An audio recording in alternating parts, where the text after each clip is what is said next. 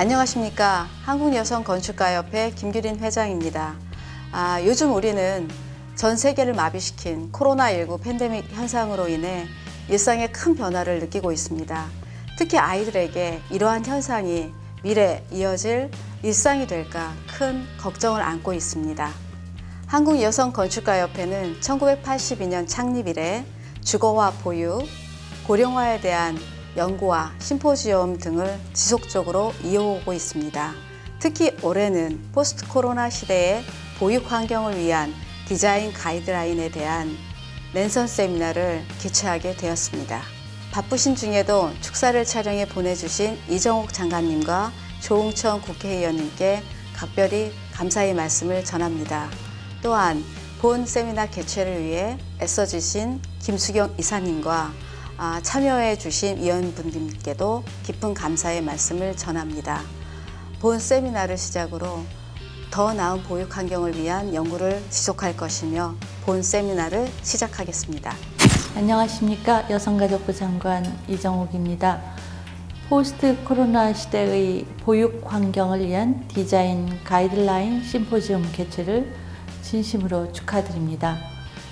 건축과 디자인의 영역이 보육과 돌봄의 현실을 결합시키려는 새로운 시도에 대해 매우 환영하는 바입니다. 특히 코로나 이후 건축 공간을 스마트 환경 기술, 스마트 교육, 그린 인테리어로 구체적으로 제안해 주시는데 매우 감사를 드립니다. 공간을 공간 그 자체로서가 아니라 코로나19 이후라는 시대적 환경, 그 안에서 보육과 돌봄을 담당하는 사람들을 생각한다는 점은 우리 여성가족부가 추구하는 정책 방향에 큰 디딤돌이 될 것 같습니다. 여성가족부는 긴급히 자녀 돌봄이 필요한 가정을 위해 이웃과 함께 자녀를 돌보는 공간인 공동육아 나눔터에 돌봄 인력을 배치해 자녀를 돌보고 있습니다. 또한 10개의 지역을 선정해서 이웃이 함께 지역의 아동을 안전하게 돌보는 공동체 활동도 지원하고 있습니다. 곧 다가올 포스트 코로나 시대를 대비하여 지역의 돌봄 친화적인 환경을 조성하는 것뿐만 아니라 아동의 올바른 성장을 위한 효율적인 돌봄 공간을 고민해야 한다고 생각합니다. 이번 심포지움을 통해 미래 세대의 돌봄 환경은 이제 양적인 측면뿐만 아니라 보다 안전하고 효율적인 공간까지 만들어질 수 있도록 함께 고민하고 공유할 수 있는 계기가 되어 한국여성건축가협회가 주도적인 역할을 담당할 수 있기를 바랍니다. 오늘 심포지움에 참석해 주신 모든 참가자와 행사를 주관하신 한국여성건축가협회의 회원 여러분 모두의 건강과 건승을 기원합니다. 감사합니다. 안녕하십니까. 국회 국토교통위원회 더불어민주당 간사를 맡고 있는 국회의원 조응천입니다. 코로나19로 인해서 직접 뵙기가 어렵게 되었지만 이렇게 온라인으로 인사를 드리게 돼서 대단히 기쁩니다. 한 아이를 키우려면 온 마을이 필요하다라는 아프리카 속담이 있습니다. 그만큼 아이를 키우는데 모든 역량이 필요합니다. 특히 아이들이 활동하고 살아가는 공간이야말로 아이들의 성장에 큰 영향을 미칠 것이라 생각합니다. 코로나19로 우리의 일상이 많이 바뀌었습니다. 그동안 휴식의 공간이었던 집이 재택근무로 일터가 되기도 하고 보육의 중심인 어린이집, 유치원 같은 것들이 집으로 옮겨져서 양육수당을 받는 가정이 많아졌습니다. 이제 주거 건축 디자인도 가정 내 장시간 보육을 위해 베란다나 거실 구조를 변화시키고 층간 소음 방지를 위한 대책을 강화하는 등의 주거 환경 변화가 필요하다고 생각합니다. 오늘 심포지엄에서 앞으로 바뀔 보육 환경에 맞춘 멋진 청사진을 그려주시길 바라고 심포지엄을 준비해 주신 김규린 회장님과 협회 관계자 여러분 그리고 발제자 여러분들께 깊이 감사드리며 국토교통위원회 간사로서 저도 세심하게 잘 챙겨보겠습니다. 감사합니다.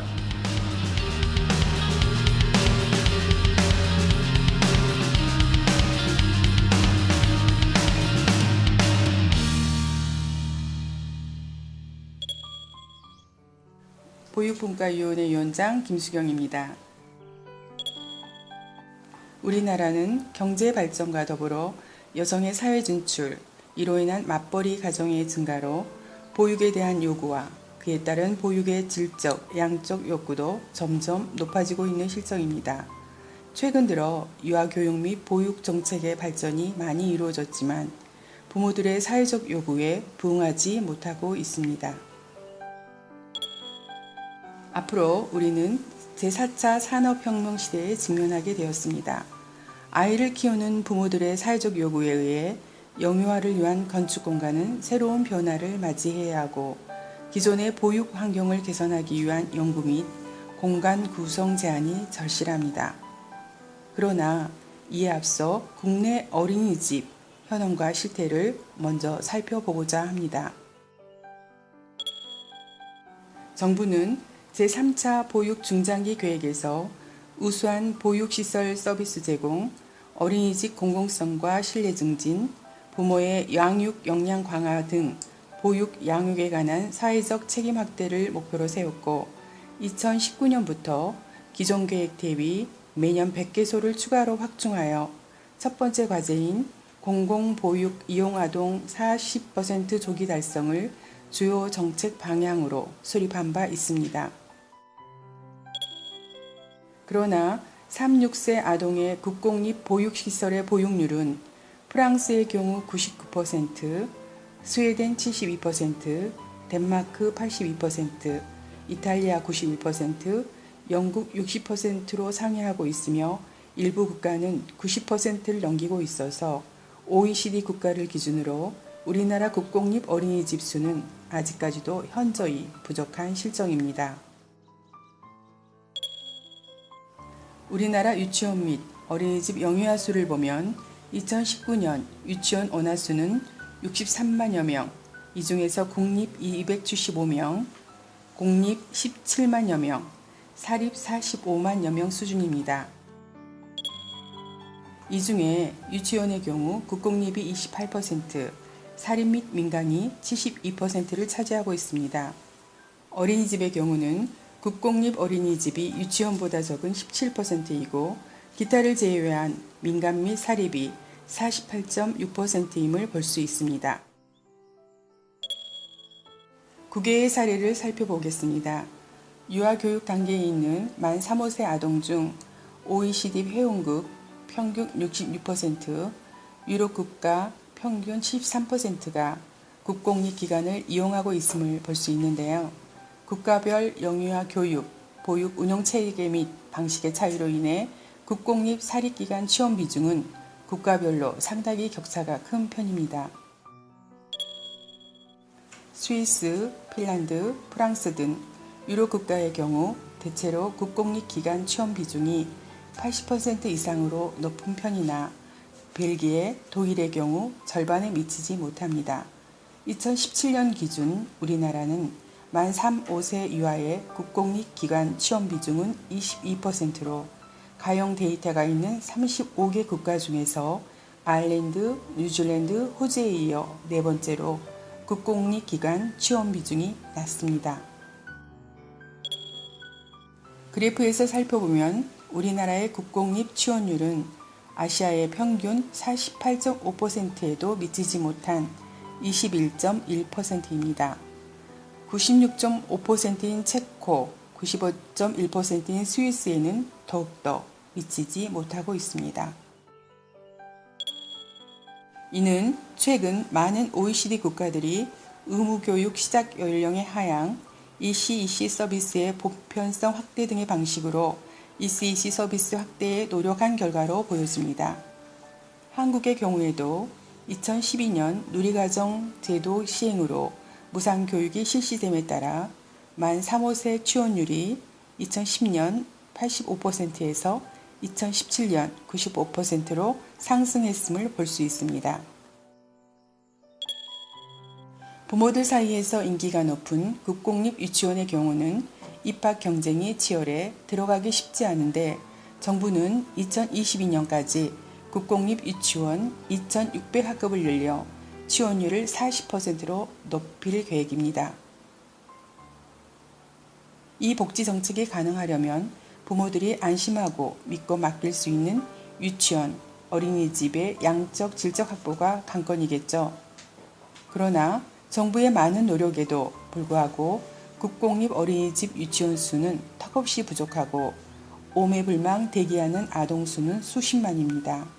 국공립 어린이집 유치원은 대부분의 교육의 질이 높고 걸어서 등하원이 가능하고 민간 어린이집보다 우수하다는 인식이 엄마들 사이에 있습니다.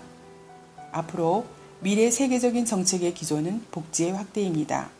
이 중에서도 교육과 관련된 복지는 가장 중요하다고 볼 수 있습니다. 제4차 산업혁명 시대의 저출산 고령화 사회 현실에서 교육 복지 차원의 국공립 유치원 어린이집 증설과 민간 유치원 어린이집의 질 제고는 거역할 수 없는 시대의 흐름입니다. 그러나 이러한 국공립 어린이집은 지역별로 편차 또한 큽니다. 시군별로 15배 가까운 차이를 보이는 경우도 있는데 원인으로는 농촌과 도시 등 지역 유형, 해당 연령 아동수, 재정 자립도 등 차이 등으로 분석되고 지자체의 공교육 확대에 대한 의식의 차이도 주요 원인으로 보입니다. 특히 보육 비용면에 대한 만족도를 보면 민간 어린이집이 51.3%, 가정 어린이집 68.5%, 국공립의 경우 95.5%로 가장 높았습니다. 어린이집 미사용 부모의 69.1%도 앞으로 자녀가 어린이집을 이용할 경우 국공립 어린이집을 선택하겠다고 밝혔습니다. 이 같은 선호도에 따라 2040년까지 도내 전체 어린이집의 50%를 국공립 어린이집, 공공용 어린이집 등 공보육 시설 형태로 전환하여 지역별 격차를 줄여나갈 계획이라고 합니다. 우리나라 국공립 보육률은 선진국에 비해 아주 낮은 수치이며 각 지역별 차이도 심하다는 것을 알 수 있었습니다.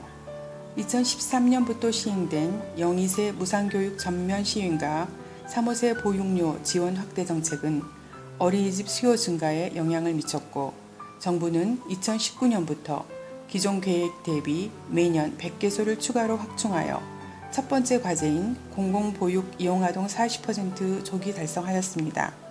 이 같은 우리나라 보육 현 실태에서 양적인 확충과 동시에 제4차 혁명 시대와 포스트 코로나 시대에 적합한 유아 교육 환경에 대한 질적 가이드라인이 절실한 상황입니다. 이에 본 여성건축가협회에서는 수년간 어린이집에 대한 환경 개선에 대해 연구해오고 있으며 다음 장에서도 구체적인 논의를 하고자 합니다.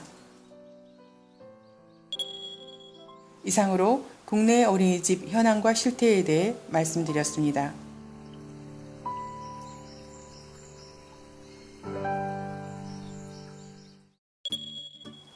기획위원회 위원장 서영주입니다. 작년 2019년 저희 한국여성건축가협회는 전국 하나금융그룹 국공립 어린이집의 디자인 가이드라인을 만들었습니다.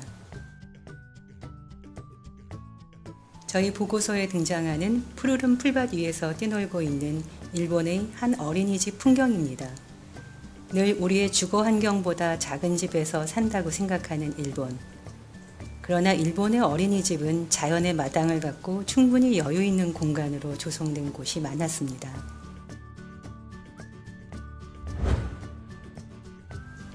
학습 교구가 알록달록, 공간에 가득한 어린이집 실내의 모습. 우리가 아이들을 키우면서 익숙하게 보아온 어린이집 풍경이지요. 선진국의 어린이집에 비해 건축적인 질이 열악한 곳이 많은 것이 현실입니다. 또한 모든 엄마들의 갈망인 국공립 어린이집은 그동안 굉장히 부족했습니다. 이러한 여건을 개선하기 위해 하나금융그룹이 전국에 총 100개의 국공립 어린이집 건립을 추진하고 있습니다.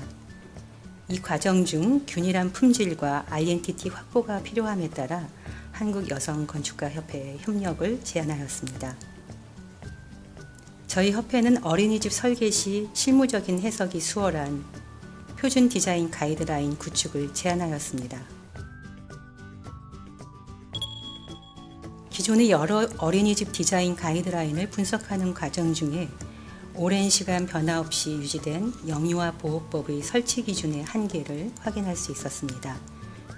한편 의무적으로 시행하고 있는 보육시설 평가 인증 지표는 유지관리의 판단 지표로서의 한계점이 있었지요. 한편 어린이집 관련 각종 법령과 지침 규칙 등이 산발적으로 있어 어려운 점을 실무자들을 통해서 확인할 수 있었습니다. HNSS로 명명한 표준 가이드라인의 타이틀로 브랜드 계획, 외부 공간 계획, 내부 공간 계획, 환경 시스템 계획을 담은 계획 항목 지침 사항과 각종 법규를 체계화하였습니다.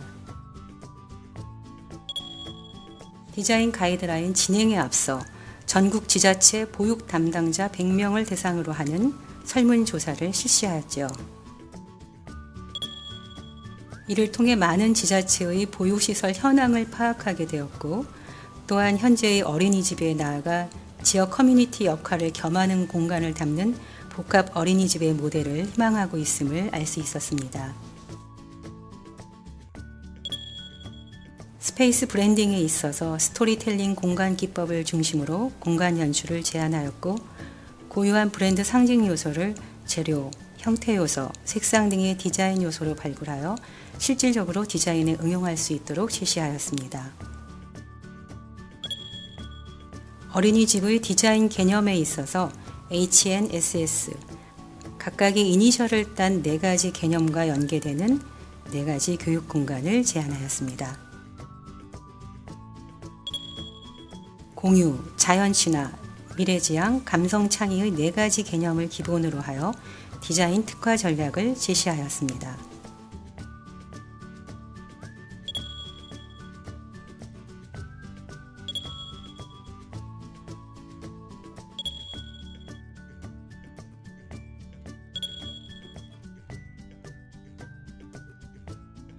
많은 국내외 우수 어린이집 사례 이미지로 정형화되어 있는 기존의 국내 어린이집 유형을 넘어 보다 감성지향의 창의적인 공간으로 도움이 되도록 하였습니다.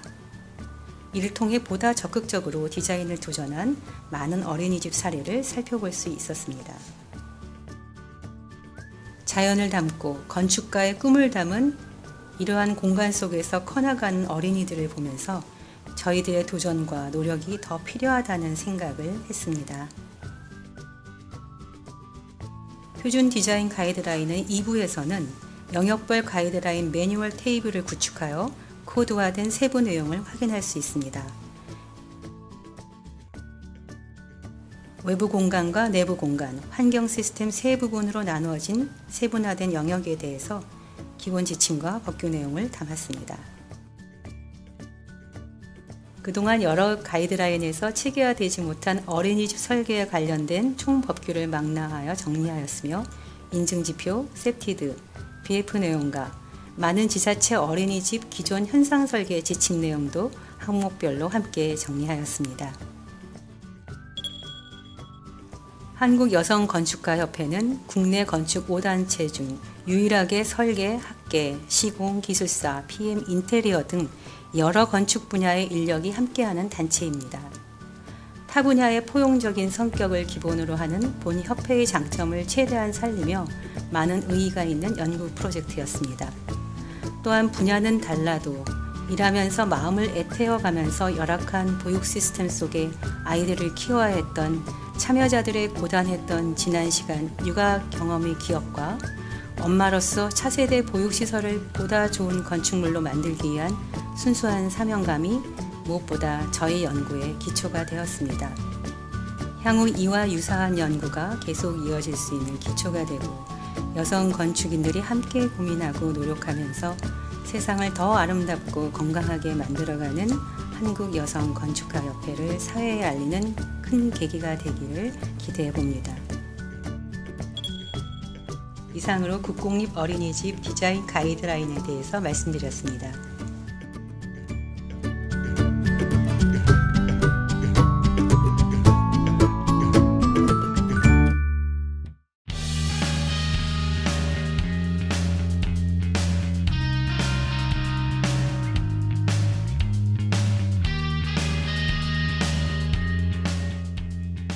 우리는 4차 산업혁명과 팬데믹의 시대를 살아가고 있습니다.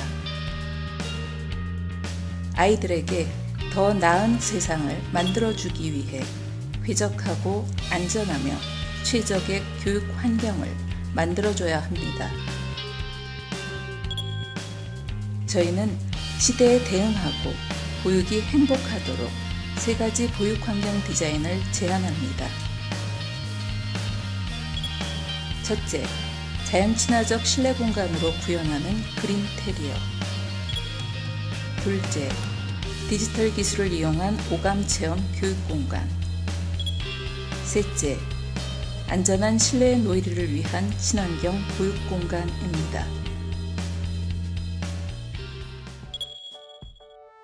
보육분과 부위원장 안지원입니다.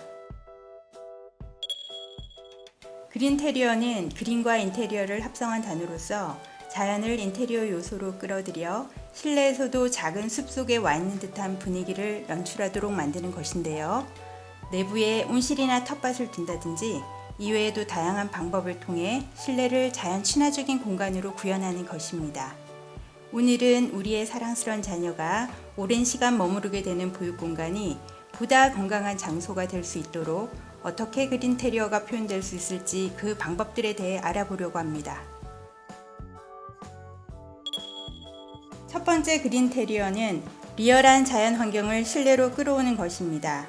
지금 보시는 사진은 CJ 블로썸 파크로 스칸디나 모스로 꾸며져 있는 공간인데요.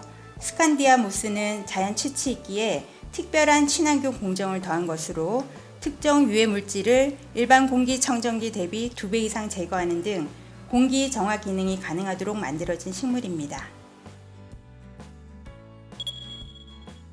이 이끼는 습기를 흡수했다 내뿜었다를 반복하며 그 자체로 천연 가습 및 제습 기능을 하기 때문에 대표적인 친환경 아이템이라고 할 수 있습니다. 이러한 기능에 더해 심미적으로도 자연 그대로의 에너지를 가지고 있기 때문에 공간에 건강한 활력을 불어넣어주고 있는 걸 알게 해줍니다. 이번 사진은 수직으로 식물을 키우는 버티컬 가든의 예입니다. 벽 또는 기둥에 식생 틀을 두고 배수구를 통해 산소와 물을 순환시켜 식물을 키우는 시스템인데 이러한 조경은 공기 정화, 기후 조절 등 많은 효과를 보여주고 있습니다. 다음은 인공지능 시스템을 적용한 스마트 그린월 시스템이 인테리어 요소로 적용된 사례인데요. 누구나 식물을 가까이 두고 싶지만 관리가 까다롭기 때문에 그러기가 쉽지 않습니다. 스마트 그린월은 인공지능 시스템과 원격 제어로 식물을 보다 편리하게 관리할 수 있도록 만들어진 아이템입니다. 이렇게 식물을 바로 곁에 둠으로써 실내의 공기질을 개선하고 습도 또한 최적화로 유지되어 건강과 심신 안정에 모두 도움을 주는 그린테리어의 장점을 잘 보여주는 사례입니다. 두 번째 그린테리어는 자연의 이미지를 디자인 요소의 일부로 구현하는 것입니다. 이번 장에서 보여드릴 공간은 해외 사례인데요. 첫 번째 사례는 대만 타이페이에 있는 어린이 교육 놀이 공간입니다.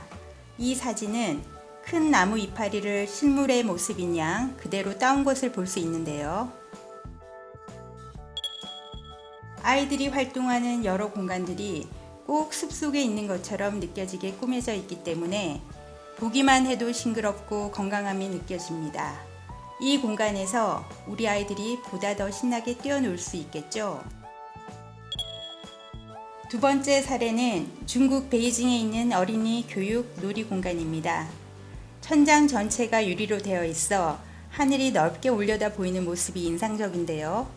여기서는 나무의 모티브를 심플하게 형상화해서 해당 공간의 중요한 인테리어 요소로 표현했고, 여기 훤히 올려다 보이는 하늘을 담은 공간은 이곳이 실내임에도 불구하고 꼭 야외에 나와 있는 듯한 분위기를 연출하고 있습니다. 이렇게 그린테리어를 큰 의미에서 본다면 반드시 실제 식물을 활용하는 것만이 아니라 상황에 맞게 자연의 이미지를 구현해서 환경 친화적인 모습을 연출하는 것 또한 포함될 수 있습니다. 마침 사진 속에서도 아이들이 무척 즐거워 보이시죠?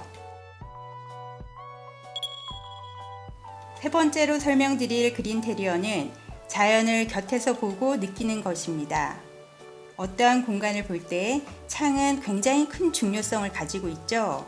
창이 커서 환하고 좋다, 혹은 창이 작아 좀 답답하다. 우리는 이런 표현들을 곧잘 꺼내곤 합니다. 이번 페이지는 이러한 창이 가져다주는 친환경 요소입니다. 다음의 사진들을 보시면 모두 공통적으로 대형 통창들이 설치되어 있습니다. 이 창들을 통해 바깥이 그대로 내다보입니다. 그렇다면 아이들은 그날의 날씨나 계절에 따라 변하는 자연의 아름다운 색상들을 볼 수 있을 텐데요. 매일매일 바뀌는 바깥 풍경은 창을 통해 내다보이는 외부 공간이 마치 그림처럼 그 자체로 하나의 아트웍이 되는 것입니다. 여기에 더해 창의 모양에서도 또한 다양한 디자인 요소를 가미할 수 있습니다. 그 예시로 유타카 유치원은 지역적인 특색을 보태어 인근에 위치한 후지산의 산세를 모티브로 따 재미있는 디자인을 보여주고 있습니다. 또 LHM 유치원은 천장에 유선형의 거울을 설치했는데요. 물 웅덩이를 상징적으로 표현한 것이라고 합니다. 재미난 아이디어들이죠? 이렇게 외부를 내부로 끌어들인 듯한 대형 창들은 건축적인 요소이기도 하지만 동시에 인테리어에 막강한 영향을 주는 중요한 요소라고 할 수 있습니다. 네 번째 그린테리어는 자연을 내 손으로 가꾸다입니다. 이번 장에서 보여드릴 그린테리어는 보통 외부 공간에서 체험 가능했던 텃밭이나 온실, 생태 농장 등의 자연 공간을 내부로 가지고 온 사례입니다. 이런 실내 텃밭은 계절이나 날씨에 상관없이 식물을 기를 수 있고 LED 조명을 활용하여 온실을 꾸리면 아이들이 직접 식물을 키워보고 또 이렇게 키운 채소를 식자재로도 활용할 수 있습니다. 주로 실내에서만 머무르는 유아들은 새로운 공간을 경험하며 어린 시절부터 식물을 접함으로써 자연스럽게 환경의 소중함을 체득할 수 있다는 장점도 있어 건강한 즐거움을 만들고 풍성한 경험을 쌓을 수 있는 그린테리어만의 장점이 잘 드러나는 부분입니다. 이상으로 그린테리어에 대해 말씀드렸습니다.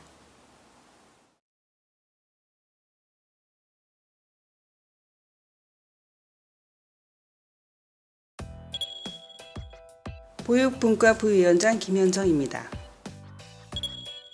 포스트 코로나의 시대에 미래를 바라보는 스마트 교육에 대해 소개하고자 합니다.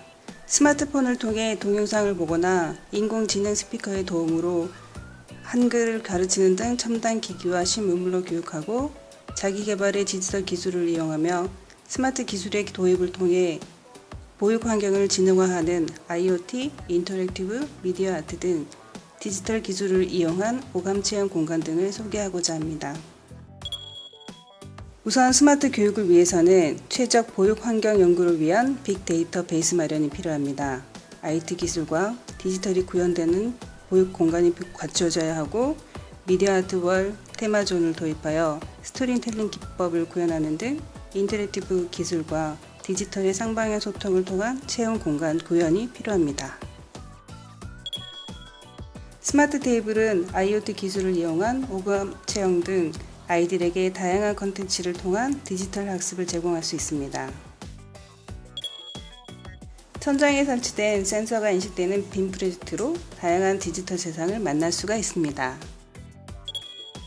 스마트 플라워 역시 상단에 위치한 센서를 활용하여 아이들의 움직임에 따라 다양한 반응이 일어나는 프로그램으로 아이들은 바닥 또는 트램펄린 외에 다양한 콘텐츠를 경험할 수 있습니다. 아이들이 직접 그린 그림을 VR 기술을 이용하여 화면에 동영상으로 보여주게 합니다. 스마트보드는 다양하고 효과적인 시청각 자료를 통한 체험형 교육을 가능토록 할 수 있습니다. 코로나로 인해 외부 활동이 힘든 현 상황에서 더욱 요구되는데요. 동작 인식이 가능한 인터랙티브 컨텐츠와 AR 인터랙티브 프로젝션으로 아이들에게 활동의 기회를 부여할 수 있습니다. 스마트 미러링은 실시간으로 원화 성장 기록, 학습 내용 등을 공유하고 건강정보 측정용 웨어러블 기기를 통해 건강관리센터와 연계한 건강관리가 가능토록 할 수 있습니다. 마지막으로 성동구 및 부천 어린이집에서 하고 있는 스마트 체육 수업을 보여드리면서 스마트 교육에 대한 소개를 마치도록 하겠습니다.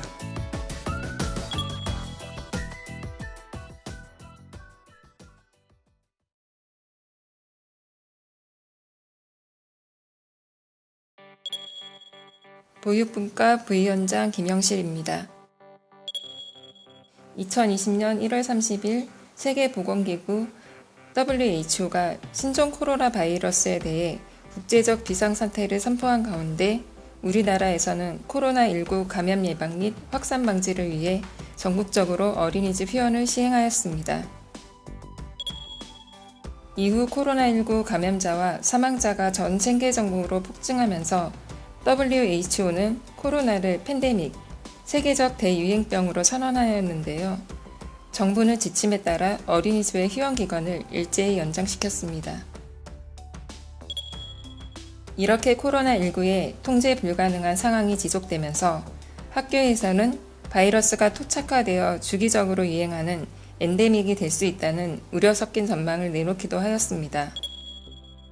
코로나19의 팬데믹 상황에서는 백신 개발을 통한 의학적 종식이 가장 효과적이겠지만 엔데믹과 같이 주기적인 상황이라면 바이러스와 싸우면서도 동시에 일상생활이 가능한 사회적 종식 방안을 우선적으로 마련해야 합니다.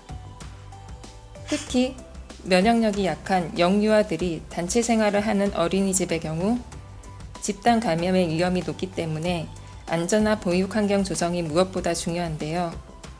현재 정부 및 각 지자체에서는 코로나19 위기 극복을 위해 어린이집의 방역관리 및 모니터링을 구체화한 대응 지침을 마련하여 시행하고 있습니다. 영유아 보육법에서는 보육에 대해 영유아가 안전하고 쾌적한 환경에 대해 건강하게 성장할 수 있도록 하는 것으로 설명하고 있습니다.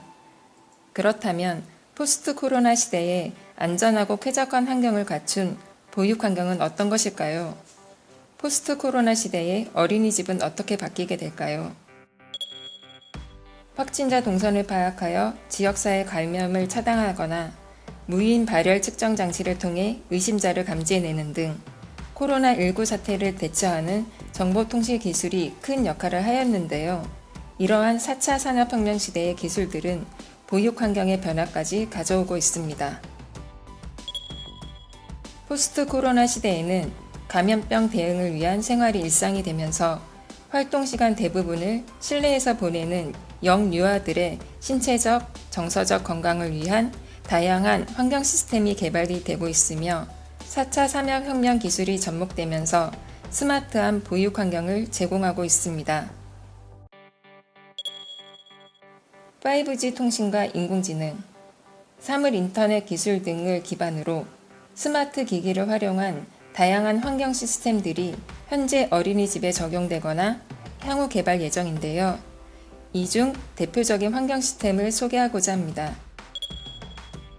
스마트 환경 시스템은 어린이집에서의 하루 일과와 보육 공간을 고려하여 건강 환경, 실내 환경, 안전 환경, 3가지 키워드로 구분해 보았습니다. 스마트 건강 환경 시스템은 어린이집 실내외 감염 위험 및 영유아 건강 이상을 사전에 미리 차단하기 위한 환경 기술입니다. 스마트 센서를 통해 실내 공기질을 실시간 모니터링하고 살균 시스템을 통해 바이러스를 제거함으로써 청정한 보육 환경 조성에 도움을 줍니다.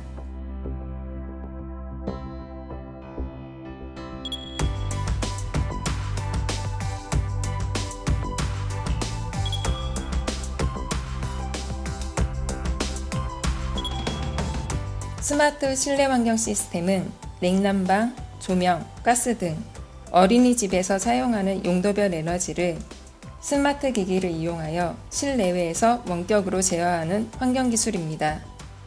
보육 공간별 필요 환경에 대해 정확하게 제어하여 보다 쾌적한 환경을 조성해 줄 뿐만 아니라 에너지 절감 효과까지 큰 친환경 시스템입니다.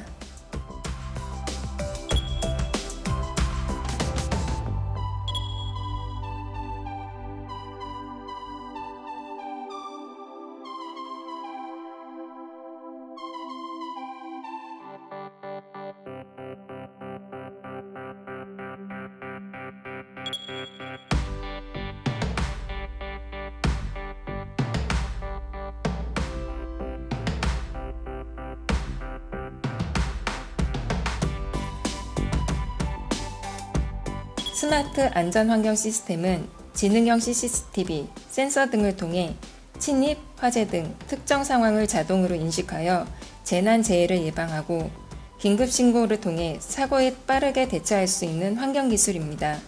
또한 학부모가 스마트폰을 통해 아이들의 위치와 모습을 확인할 수 있어 어린이집과 실시간 소통을 가능하게 해줍니다.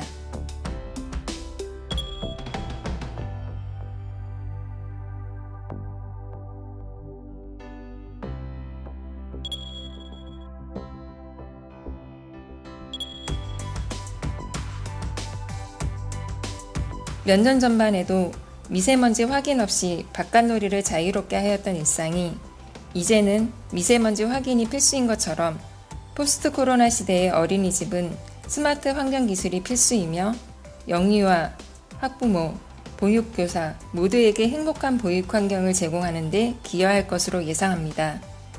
이상으로 스마트 환경 기술에 대해 말씀드렸습니다.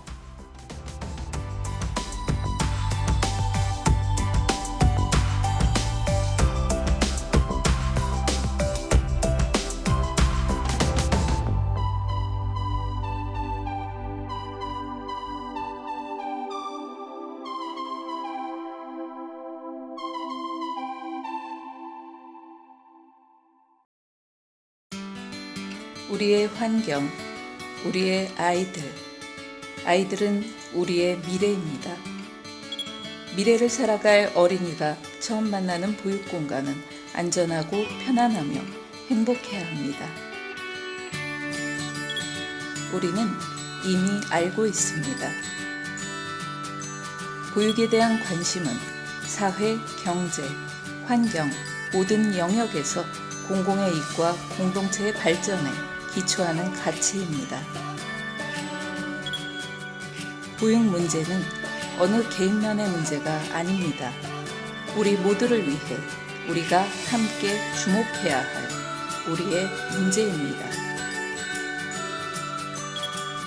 또한 우수한 보육 환경을 전국적으로 제공하고 지역별로 균형 잡힌 지원을 위해 보육공간 디자인 가이드라인과 표준 어린이집 개발 모델이 필요합니다. 저희 단체는 보육시설 공간 설계 분야에서 다년간 쌓아온 전문성을 바탕으로 행복한 보육 환경을 만들기 위해서 오랫동안 연구하고 사회공헌 사업에 기여해왔습니다. 앞으로도 아이들이 마음껏 뛰어놀 수 있는 행복한 보육 공간을 만들기 위하여 여성 건축가로서의 책임을 다하겠습니다.